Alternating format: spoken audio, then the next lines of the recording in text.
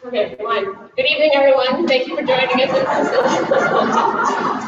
Thank you for joining us in person and by live stream. It's always great to have people joining us from all over the place and to be able to offer this virtually thanks to our volunteer here at Ken. So our first Nautical Night speaker event back at the Marine Museum. Very grateful to have you here in person and or virtually. A couple of housekeeping items before we get started. If you haven't already, please visit our front desk for a drink and or popcorn. We have lots of it, so please take some or take some and go home. And help yourself. Washrooms are in the lobby, so if you head back up through the hallway, it's just as you head through the hallway, the lobby, I should say. It's on your right. That's where the washrooms are. If you need to vacate for any reason, there's a fire exit that way, and there's a fire exit that way. There you go for that. And there is no intermission, so again, if you want that popcorn, you know. Right, so there we go. Before we begin, the Marine Museum would just like to acknowledge that the waterways and land located within the Great Lakes catchment area have a long history predating the establishment of the European settlements. The waterways in particular are to be acknowledged as the traditional trade routes of the Indigenous people, together providing a network of trade and travel routes essential to communities since time immemorial. The Marine Museum of the Great Lakes at Kingston, Kairapwe, acknowledges the site it sits on and the water it interacts with to be the traditional territory of the Anishinaabe, Haudenosaunee of the Six Nations Iroquois Confederacy and the Huron-Wendat peoples. We thank these nations for the care and stewardship of this land and water, and we are committed to sharing this stewardship going forward. I say land and water because the water is much part of the land as the land itself is the water. I'll save the museum update for afterwards because we have a lot of exciting things happening, but I know you're very keen to have Bruce come on, so I'll do my introduction to Bruce. There we go. So Nautical Night speaker alumnus, Bruce Macdonald, who joined us last year for a presentation on Canadian Arctic sovereignty when he was in Vancouver. Very exciting event when the fire alarm broke out at That's why I bring it up. Thought that was going to happen. There we go. There you go. So, Nautical Night speaker alumnus Bruce Macdonald is an experienced sailor who specializes in traditional rigs. He is the former captain of the sailing training ships STV Trident II and Pathfinder, and managed Toronto's brigantine youth program for many years. He has logged over 75,000 nautical miles, 100,000. Okay, behind the sign here, and made 70 yacht deliveries. Made many yacht deliveries. He and his wife own and live aboard the full-rigged North Star Virtual Island. Perfect, good. And as I said, some of you may recall his presentation, Sisters of the Ice, last year, where he spoke of Canadian Arctic sovereignty. He is the author of a book about Canadian Arctic history entitled North Star Virtual Island, which I understand there are copies of available here. And he recently published, of course, Never Say. We actually say it. Okay. You already blew it by talking about fire alarms. There we go. The book of Sailor Superstitions, of which tonight is the focus. Thank you very much, Bruce, for joining us on in person this time, and stopping in Kingston on your constant week. So please join me in welcoming Bruce to the show.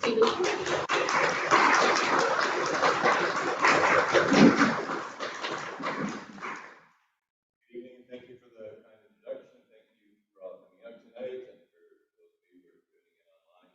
Superstitions, we've all been faced with them. The very first time somebody puts a birthday cake in front of you, before you blow out the candle, they say, make a wish. If I'd walked in here tonight with an umbrella and opened it, it would have made some of you very uncomfortable. If I put it over my head, it would make some of you very, very uncomfortable. But when you learn that that goes back to ancient Egypt, and it was a sun parasol, and it was you're offending the sun god Ra by putting a double barrier by being inside first, and that people will still follow it just because it feels right. It's just ingrained into us. I spent a lot of time with my grandmother, who came over on the Empress of Ireland, and so she was a chocolate block full of superstitions. One of them was that if you were one person who was going up the stairs and one was going down the stairs, you could never cross. The person who was coming down, descending the stairs, had to wait at the top because the other person was getting closer to God while the other person was coming down. Though I think sometimes she changed the rules depending upon whether or not she wanted to get upstairs or downstairs quicker. So many of them step on a crack. I had, I had a paper route when I was a kid, and I remember walking up this long snowy hill, delivered the last paper at the top of the hill, and a black cat ran across my path. Without even thinking, I turned around and walked all the way back down and around because I didn't want a full day of bad luck. The whole black cat thing comes about because some British soldiers were in Ireland, and just to make conversation with the locals, a black cat walked by and they said, "What do you call that?" And they answered in Irish, and it sounded a lot like bad luck. So they said, Irish must know what they're talking about, and they took that and it's just spread around the world. We're going to talk about cats and boats because here we are at the Marine Museum of the Great Lakes, so of course it's going to be nautical superstitions. When I first went to sea seriously, the only one that I knew about was you don't whistle on a boat. And I asked one of the senior crew, he said, why can't we whistle? He said, because it'll get wind. Isn't that the whole point of us being out here? I said, no, they get really windy. And what he was referring to was the god of thunder, Thor. And when you whistle, you're challenging Thor to whistle back. And when he whistles a gale. The only person who was allowed to whistle on board was the youngest, usually a child, a ship's boy, because Thor would not be threatened by the child. Later in the Royal Navy, they changed that, where the cook was allowed to whistle as well because it made the crew happy. And that was because you can't whistle with your mouth full, so he wasn't eating all the food. So superstitions change depending on circumstance. On that same ship, I found myself one day in the galley making a cup of tea.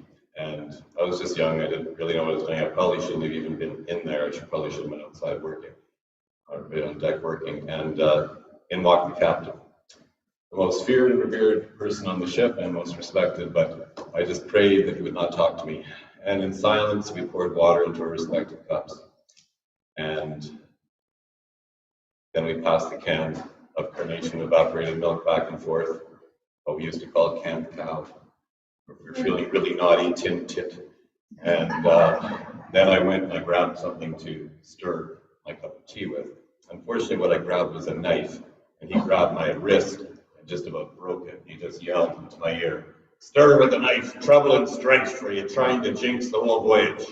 And he stormed out of the galley, and I was just left quaking in my boots. Okay, don't stir with a knife.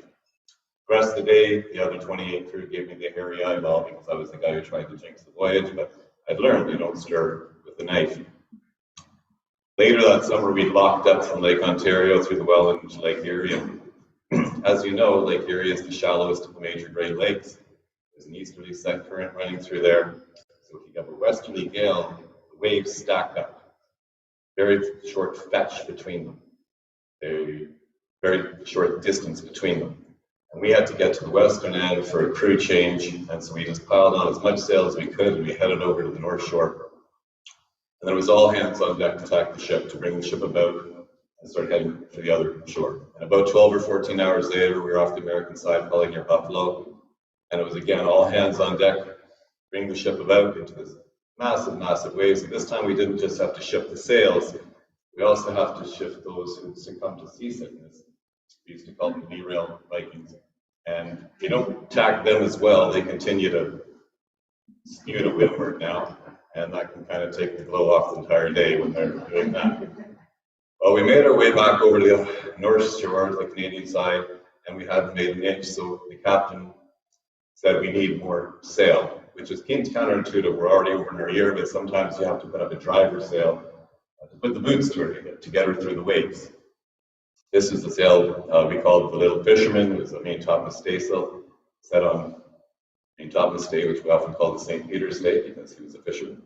But we were a true nonprofit, and we had scrimped and saved to get this beautiful sail built, actually here in Kingston by the best sailmaker that I've ever met, Andy Soper. And we were saving that sail till we got it to the Upper Lakes, but we had to put it on. We dumped it out of the bag, and before we could clap a halyard onto it, the wind just picked it up and threw it overboard. Being young and fearless, Balela, being young and foolish, I grabbed the line and jumped overboard and grabbed the sail, and now I'm being towed along and the slippery sail, I lost the sail. So back aboard, crew morale is very, very low. The lake is beating us. Everybody is just feeling the effects. We haven't had any sleep, no real food. We're tired. A lot of people, this is their first time on a boat. So they've had enough. But we carry on until the next morning when the officer of the watch is doing his rounds and he looks down at our figurehead, which was this carved bust of a human head, an indigenous fellow, eyes straight forward, steering us clear of danger, and some say contained the soul of the ship. This had been ripped off our bow and it's gone. Yes. So, crew morale now plummets and we're done. But the captain calls all hands on deck. Ship is just crashing through the waves. Wind is just shrieking. He has us all lined up. We're towing the line. We're watching the seams on the deck, clapping onto whatever we can. And he looks around us and he says, there's a Jonah on this ship and I mean to find him. Now, of course, he's referring to the biblical story of Jonah and the whale, where God told Jonah to sail in a certain direction. And Jonah defied God, and so God whipped up a storm. So Jonah begged his crew to throw him overboard to give what's known as a Jonah's lift, to get rid of him. They complied. And eventually he was swallowed by a whale, and a few days later he had a sea change and came back out, and from then on he followed God's rule. But anything from that time on, any item or any person that brought bad luck to a ship was a Jonah. And he was looking at all of us. And we were all looking at our shoes. No eye contact. No, it's not me. And eventually he leaves us standing there and he goes below and he rips through all the lockers. We can hear him making this terrible mess, dumping out duffel bags. And finally we hear, aha, I've got you now. And he comes on deck carrying an umbrella. He was British, so we probably called it a brolly or a bumper shoot. But he held it aloft for all of us to see, snapped it over his knee, threw it to leeward. And he says, we'll be fine now. He dismisses the off watch. A few hours later, the wind stops. And then it fills in from the east. The seas flatten out and we just start charging up Lake Erie. She's got a big bone in her teeth. And we all learn, no umbrellas on board. Bad luck.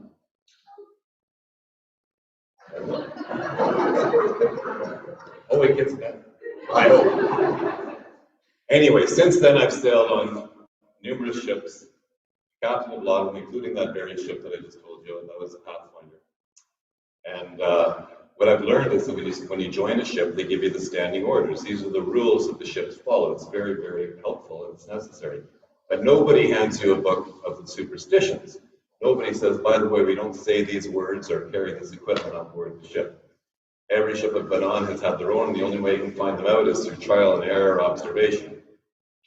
For instance, I was sailing with the French crew one time, and sometimes we were speaking French, sometimes English. This time it was English, and I said, in the course of conversation, rabbit, which is a shop all around. Rabbit. Ne dis pas ce mot, captain. I said, what? You can't say rabbit? Sacre bleu. The French have this tradition that witches can turn themselves into rabbits. And when you say the word rabbit, it's sort of like saying Beetlejuice. You're inviting them on board. And then all kinds of trouble ensues. It's the same reason why for the longest time on English ships, you couldn't say the word egg. They were called hen fruit or cackleberries because Pliny the Elder had written, way back in the day, of course, that witches would scratch the name of their next victim into an eggshell.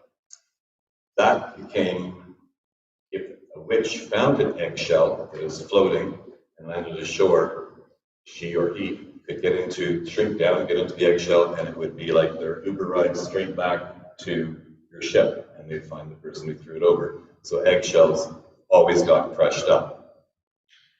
And it's the same reason why you couldn't say pig on board. Again, pig came about because in the Bible, this fellow was consumed by Satan, and he was walking along and full of all of his troubles, and he happened to bump into Jesus. Convenient. But he had begged Jesus, please take Satan from me and cast it into this herd of swine or pigs that were up on the cliff. Somebody pointed out to me at one of these talks that what's with pigs and religion? I mean, you've got the Jews and the Muslims, and now you've got Jesus himself doing this. But Jesus does this, and he casts Satan out, and the pigs become crazed, and they jump off the cliff into the Sea of Galilee and drown. Pigs also, on the inside of their trotters, inside of their leg, they have 5 marks called the devil's claws, and of course they also have loben hooves.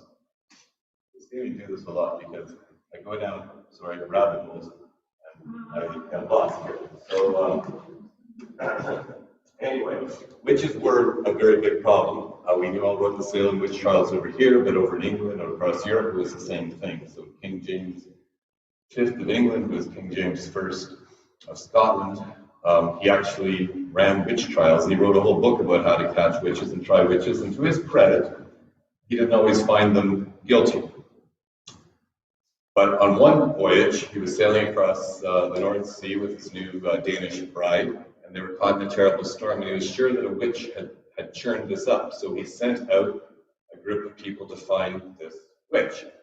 And eventually they found a person described as an old hag, which was the code word for witch, but they didn't really like saying the word witch either. And she confessed to being a witch, and she confessed that she had taken the genitals of a human male corpse and tied it to a cat and thrown the cat into the ocean to churn up this storm. Of course, she was being tortured when she said this, but she did say it, so it must be true. So witches, there's so many things about witches, but one thing that we did find handy about witches, what sailors in the day did find handy about witches, was ashore, you would seek out a hag before your voyage, if you were the captain or master or mate or navigator. And it's a thing called chasing up the wind. So they would find this person, and they would buy from them wind knots, which was a section of line, a section of rope with 3 knots that had spells in them. And if you undid the first knot, you got a gentle breeze, and if you got the second knot, you got a gale, and the third knot was a hurricane. Now, why on earth would you be messing with the supernatural? Well, you needed some sort of insurance. If you were carrying a perishable cargo, you could not stand the thought of being becalmed because your cargo would go off. Nobody would get paid when you came in.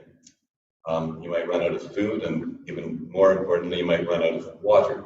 And it only takes that one time when you've got the wind knots and you're becalmed, and you undo it and the breeze comes up, that you're sold and you're going to do it again and never run around. So this went on for a long, long time. Sailors have always been trying to find ways of catching the wind. One common thing was to hoist a broom aloft, get the bristles pointing upwards to scratch some wind from the sky. Speaking of brooms, then I'll get back. Another one is if you're close-hauled and someone has a fair wind and they're coming towards you, if you throw a broom across their bow, the wind will shift, and now you'll be running and they'll be beating. So lots of fun with brooms. In India, they would sit around a table, the whole crew, and a bowl of red-hot coals in front of them. And at some point, one of them, probably whoever pulled the short straw, would take a red-hot coal and swallow it, and then drink the blood of a rooster, and then immediately be able to point to where the wind was going to come from. Not sure what happens, but probably didn't work out well for them. But they did show where the wind was from. In France, they would take the cabin boy, the youngest, and beat his bare behind in the direction that they wanted the wind to come from. In a more civilized way, I was sailing one time on this ship, and we were becalmed. And if you picture a becalmed ship, I sometimes think it's a painted ship upon a painted sea, but for those of us who have been to sea, quite often you still have the swell. So you're rolling back and forth, sometimes for days on end, the sun beating down, and it's just the gears all being chafed, and you can't grab hold of anything, you can't sleep. It's just kind of miserable. This was happening to us. And the captain, who was somebody that was very approachable to the younger crew anyway. His name was Captain Cook. Not that Captain Cook. I'm not that old. But he came out and he looked around from where he wanted the wind to come from, whipped out his sheath knife and rammed it into the mast with the heel of the knife pointing in the direction he wanted the wind to come from. Then he went back and leaned against the taffrail, and shortly thereafter the wind filled in. And when it got to the strength he wanted, he just resheathed his knife. Not a word spoken, but all of us just learned this lesson about a knife in the mast.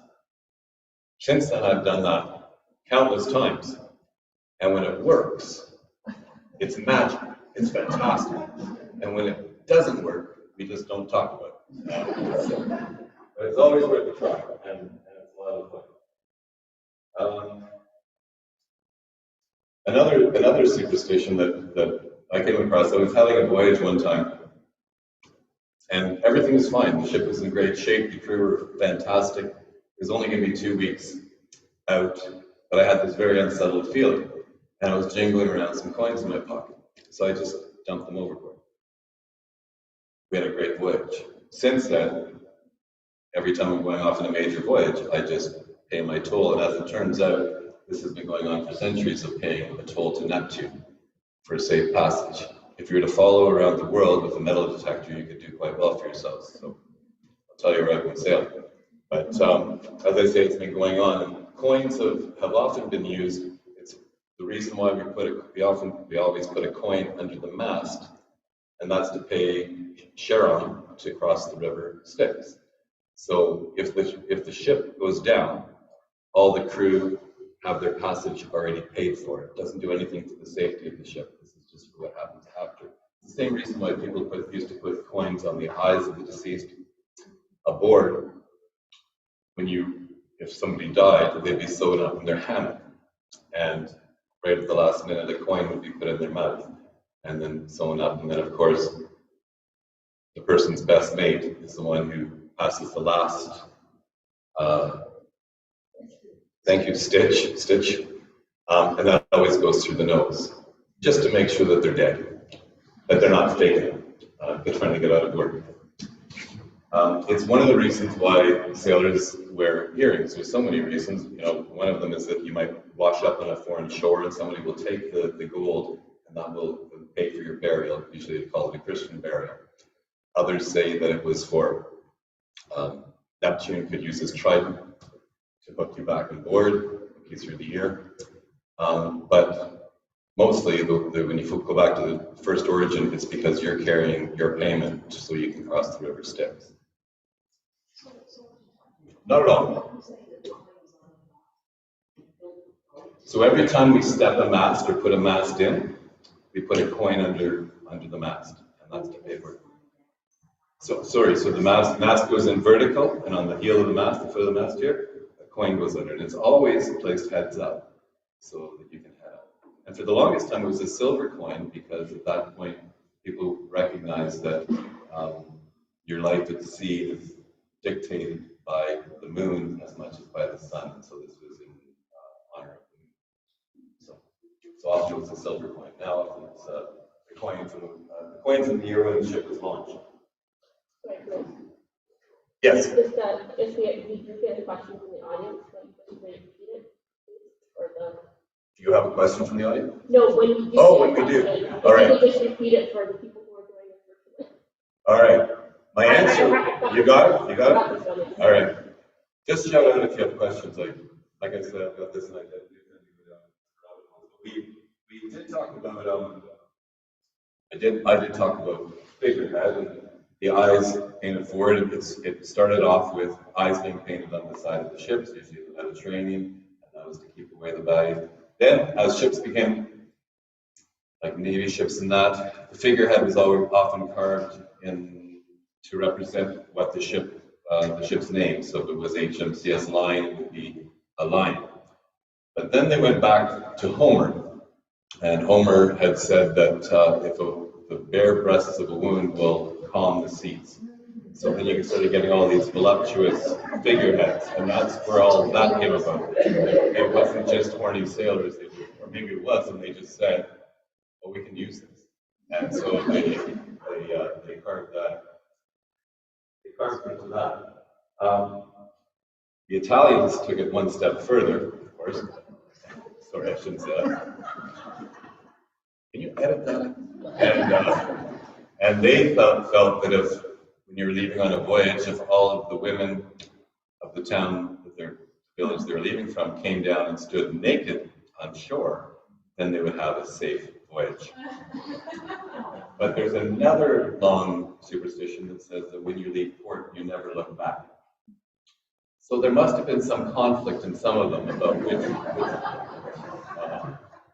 anyway, it was fun to see. Yeah.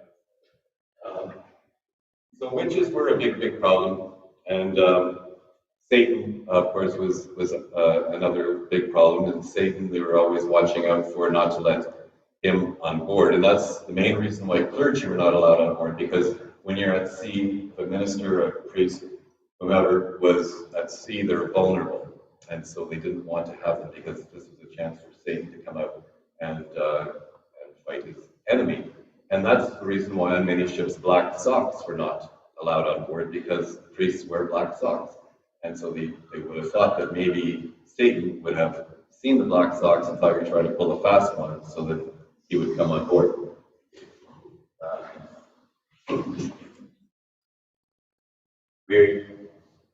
So much to cover in so little time. So we did talk about pigs, and funnily enough, with pigs, one of the most common tattoos that a sailor wants is to have the pig tattooed onto their knee, onto the back of the calf, the top of their foot. You get the pig on the knee, safety at sea, but you get a pig on one side and you get a rooster on the other. The reason for this is because in sailing ships foundered, they sank, quite often the critters that were kept in wooden crates on deck, those would be found floating safe. It was thought that God had taken pity on these land animals and saved them. So if you had, this was like preventative against drowning. So you get a pig on one knee and a rooster on another, or a cock, and somebody told me one of these things that it's a cock on the right and you never lose a fight. So if you're going to go out tonight and do this, get the rooster on the right hand side. Tattooing has been going on for forever. It became really popular though when James Cook, that kid James Cook, was down in the South Seas, and the sailors all came back, and they would take a sharpened shark fin or cartilage and tap, tap, tap, and the sound of the tap, tap, tap is where we get the word tattoo from. The sailors, even before that, were tattooing themselves with, very common would be an anchor, because an anchor is always attached to the ship, so you never leave the ship. The American Navy has put different meanings into them now, but that was the original one. Others would get a star, a nautical star, a guiding star, usually a pole star, so you can always find your way home. Topmen, people who worked up in the rigging, would get hold fast across their knuckles. Maybe it's a good idea, to remind yourself to be holding on, holding fast. That goes back to the Bible as well. It's mentioned 5 times in the Bible. The first time in Deuteronomy, hold fast to thy Lord and always pray to him, or something along those lines. Probably the sailors having that done didn't know, but there were religious tattoos, and one very common one would be to get a portrait of Jesus on your back, or Jesus on the crucifix on your back. And that might just show that you're a very religious person, but if you broke the rules in the Navy, they would lash you to the grating and tear your shirt off, and then the cat o' nine tails would come out.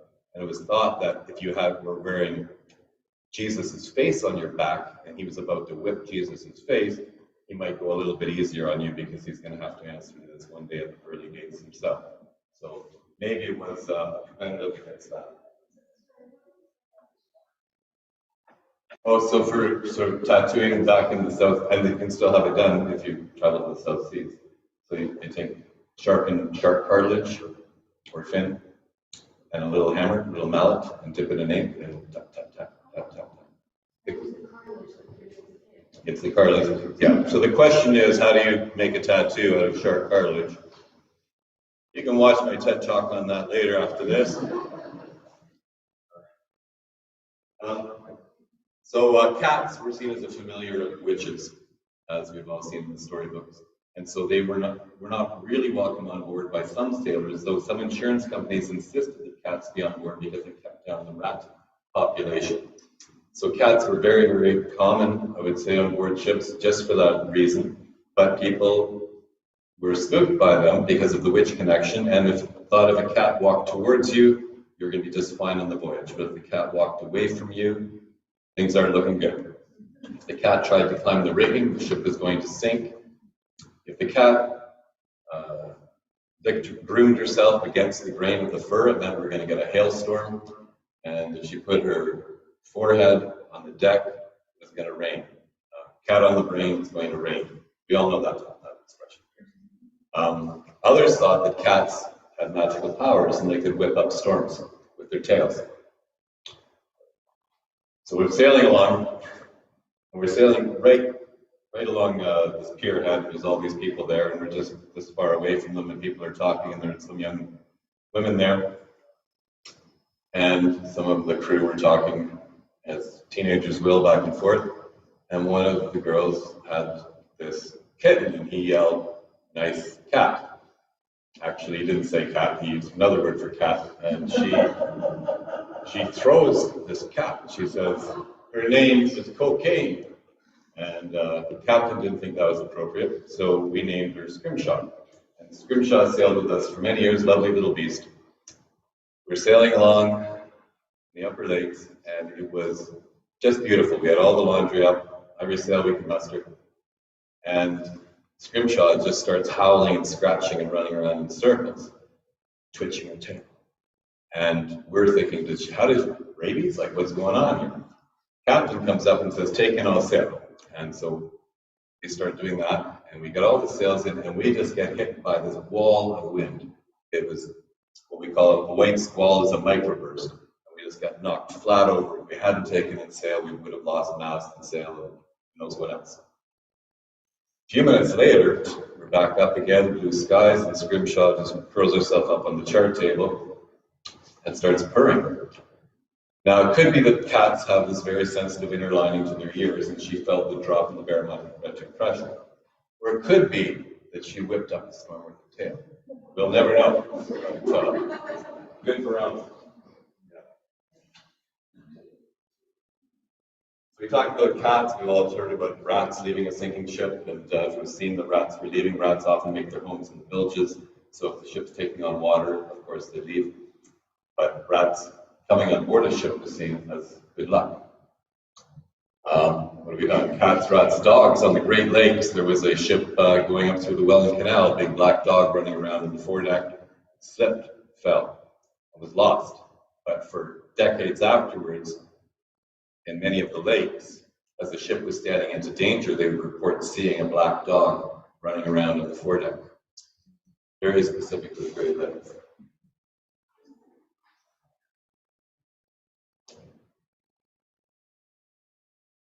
We are unfortunately running out of time, but I do want to leave you with one more true story of the sea. And what? Okay. Oh.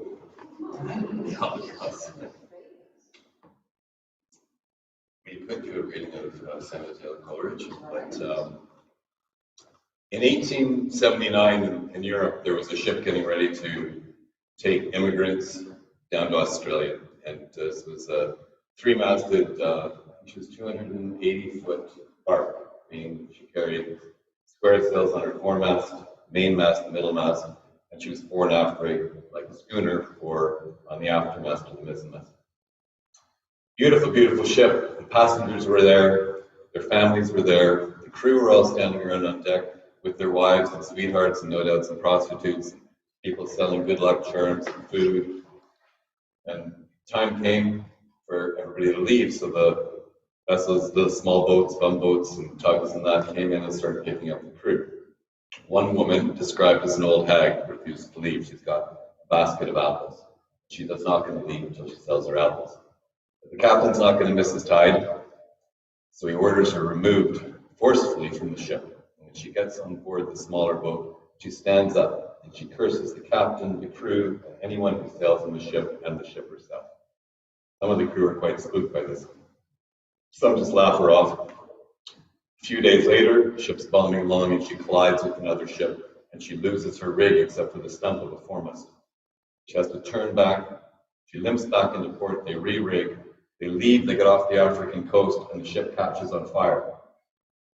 They lose the rig, all kinds of damage. They go into port.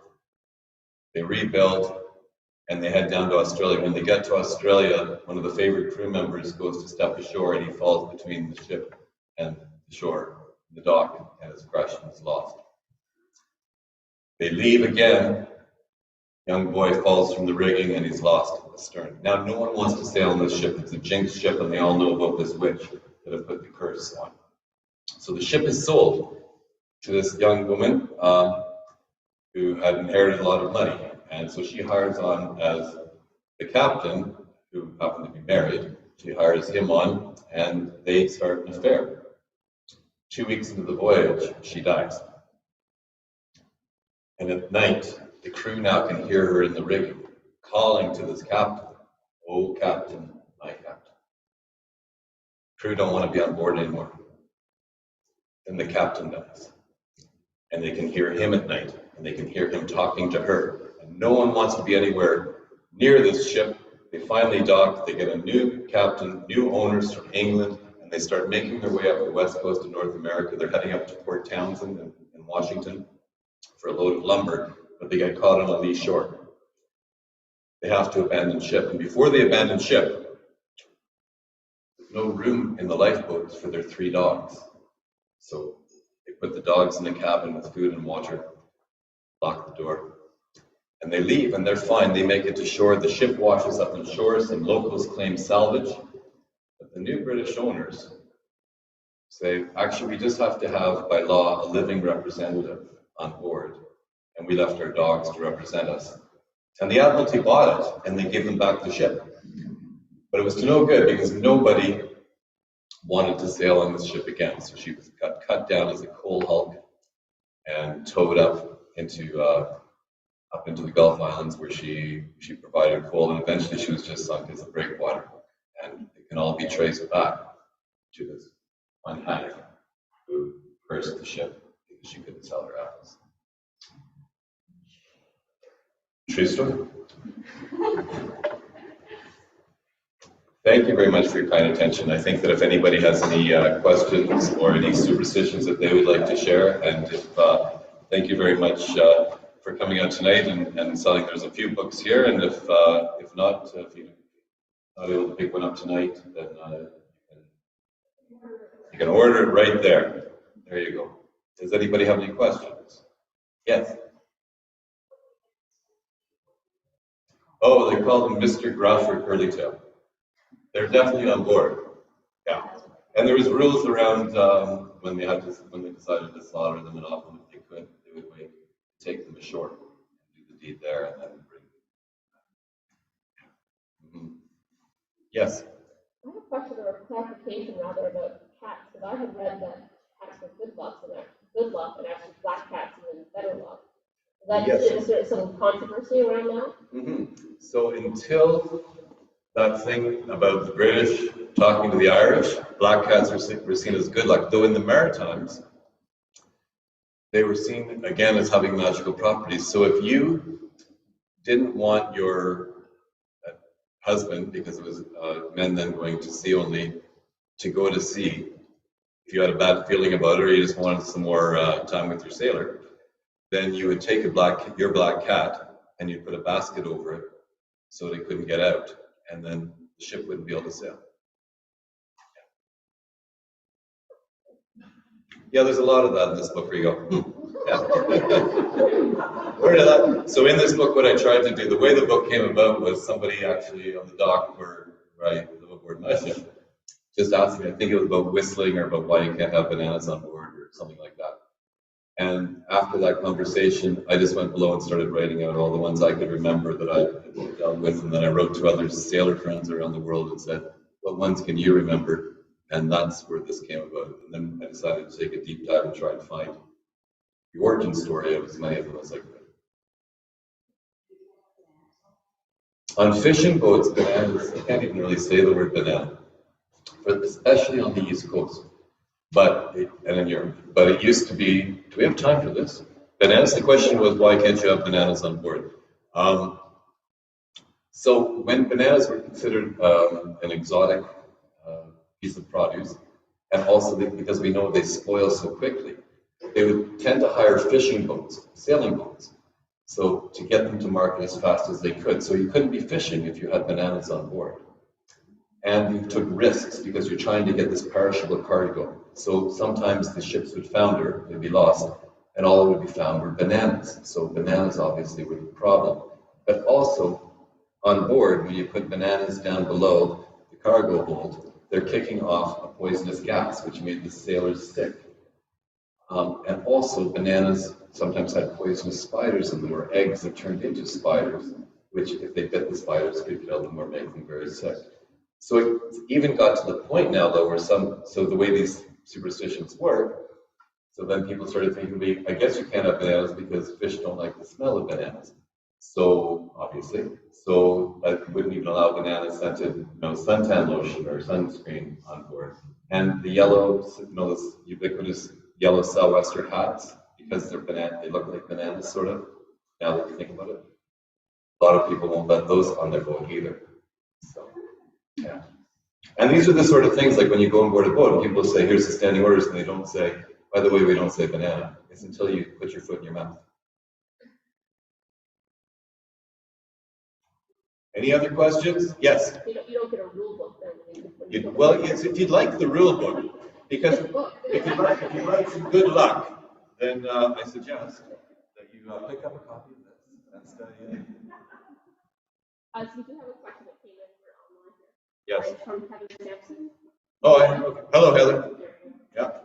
The question is, what is your favorite sailing? Oh, yeah, I don't have a favorite one because I think that they're all curses, actually, that get laid on you. And I do feel some guilt in spreading this around.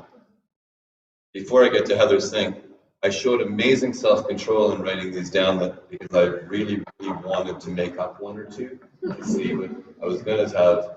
When you step on board a ship, it's good luck to touch the captain's nose with your elbow. Because I really wanted, like 10 years from now, to see that when you go, yeah, I got it. I don't have a favorite, but because I work on boats every day of my life, I'm constantly stepping on and off them. And you always step aboard with your right foot. And this is just so ingrained in me, you always go on with your right foot.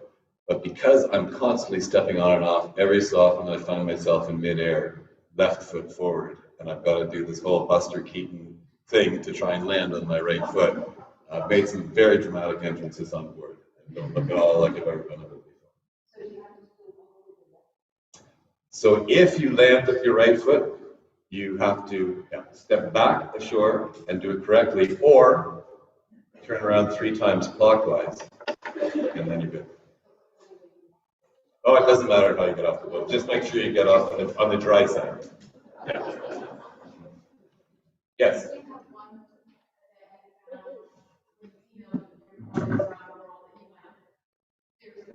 There's no way. That is the most ridiculous thing I've heard. Oh, that's a really good question. That's a really good question, and I wish I could answer it off the top of my head, because there's so many in there that just made me think, really, people are strange. But I think any profession, I know that, police have their own superstitions, actors certainly do. I think any profession, people say they don't have one, and then they got a hole in one wearing this certain pair of socks. They're definitely going to wear those socks again if they're going to be playing. Just because it makes you feel right, it makes you feel comfortable. And then if you go out and lose the game and you weren't wearing those socks, you can blame it on something else. So I think that's just human nature. Or maybe the socks are like that. Which is probably, there's always something, yeah. So apparently you had Heather going on her boat this past weekend because of the whole foot-stepping thing. I had Heather doing that? Yeah. Wow. I'm assuming that's what she's referring to. Yeah, there you go. But I told her the question was one in the room. I think we're good. Okay. The other question is from John, and his question is, what are the superstitions around albatross? Well, I guess I came up, and I thought you were Oh. answering it. Apologies. Well, the number one thing is that an albatross is a sign of good luck. The short answer is a sign of good luck, and if you kill an albatross, it's bad luck. And people would use, I mean, people used to shoot anything back in the day and for sport, and partly just out of boredom, but people would shoot all the critters. But if you, because the albatross was seen as carrying the soul of a drowned sailor, then it brought up on even more bad luck. And that's in the book, the poem, The Rime of the Ancient Mariner. That's what is being referred to, because they had a very good voyage until the albatross was shot. You know, that's a good one at the back. So, pre-voyage,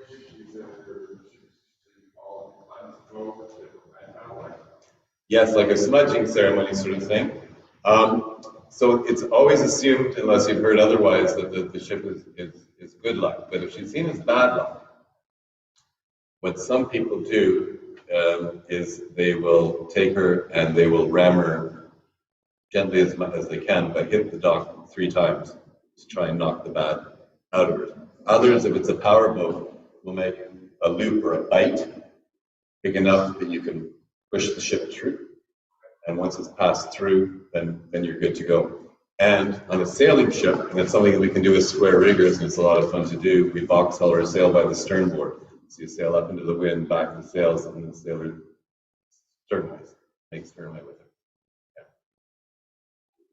Yeah. Or a hard extra system. Yeah. Yes. Is there any other questions in the audience? I'll make this so awesome. I have a question. I guess it's more about the whole concept of christening ships and the whole, that whole aspect of it. Actually, if you had anything you want to share, I think specifically of the champagne bottle that has to be broken across the hull before it lands in the water. And Well, settle in for you. All right. It's always intrigued me. Yeah. Well, so christening goes back to Viking times. And it used to be done, of course, they would actually run the ship over slaves or captives, and that's drew their red blood out. That was then taken over by the Christians, who then used red wine always for the christening. And then champagne was seen as being more in line with the festive. The Mormons christened their ships with milk. And it was always done by men, and usually by royalty. And then, got it in the book, I can't remember right off the top of my head, but one of the monarchs then thought that it would be better for a woman to do it. And so from then on, it just became tradition that it was usually done, but not always, by a female. Yeah. And champagne, just because it became fancy after that. And when you do christen a ship, you take the neck of the bottle, and then you stow it up in the crash lock, or the very foremost part of the ship. It has to stay there. And some people collect, as the ship comes into the water, you go to the cutwater where the bow actually touches the water, and you take a little bit of that water and you cork it. That stays with the ship forever. I could do this all night. No, it's great. It's one that we have a lot of archival photos of christenings of ships. I think specifically of one that I think of this Red Jacket or any of the corvettes. And I've read a little bit about it, but I was just curious. Yeah, and some people make a big deal and they say if it doesn't break, it's bad luck. But I don't think so. Actually, I think that is the story of one of the corvettes. I think it's Trentonian, that the bottle didn't break. Mm-hmm. And unfortunately, that's one of the ones that was lost at sea. Yeah. So whether or not that's, it actually brings that luck. Sorry?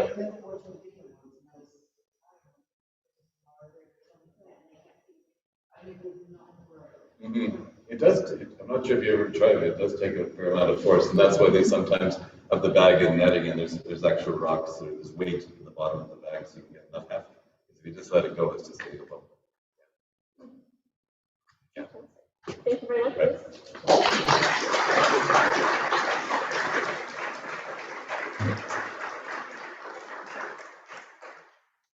Anybody has a book they'd like me to sign? I'll be around. Thank you very, very much, and thank you everyone for joining. As Bruce said, we do have copies of the book left. Thank you for a double idea for great coming this evening and offering those books, or selling those books rather. They're not taking them away. And thank you, Bruce, for being able to come here and allowing you to have the offer to find the book. A couple of parting words. Thank you again for joining us either in person or virtually. If you have not joined our Nautical Super Series before, I would just like to let you know that it will be starting up again in January. We'll have a whole new labor series, and usually about 6 to 7 speakers long. That's every other Wednesday evening. It will be taking place once again at the Kingston Yacht Club. It's our partner in the series. They weren't available this evening, so they were here. So keep an eye out on your email if you're not on our newsletter. Sorry, if you're not on our mailing list, please go to our website. There's a little box that pops up and you can sign up for our newsletter, receive information about events.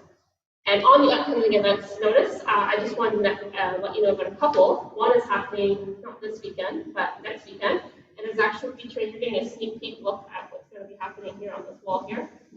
It's the Our Great Lakes Celebrating Our Freshwater Resource project. It's the art installation that will be opening up next Wednesday. So as you can see, it's not quite finished yet. Next busy week ahead of us. So we invite you and the public, tell your friends to come on down for the unveiling of this art installation. And it is a partnership with Heart Center in Kingston. We've been working all throughout the year on various different art-based projects to connect people with the Great Lakes and to celebrate our freshwater resource. So please come on down, there'll be performance, nibbles, drinks, a craft that you can partake in if you weren't able to attend one of our workshops in the summertime. That's on the 23rd from 2 to 4. Please tell your friends. Otherwise, on the 29th of October, we're doing our first Halloween on the high seas. So a family-friendly event from 1 to 4 on October 29th. We will have a haunted pirate ship coming by, thanks to our friends at along with some pumpkin carving and crafts happening at the museum. So again, family-friendly. It is family funny as well as being family friendly, but please tell your friends and find more information on our website. Thank you again so much for coming, and I hope you have a safe and lovely evening.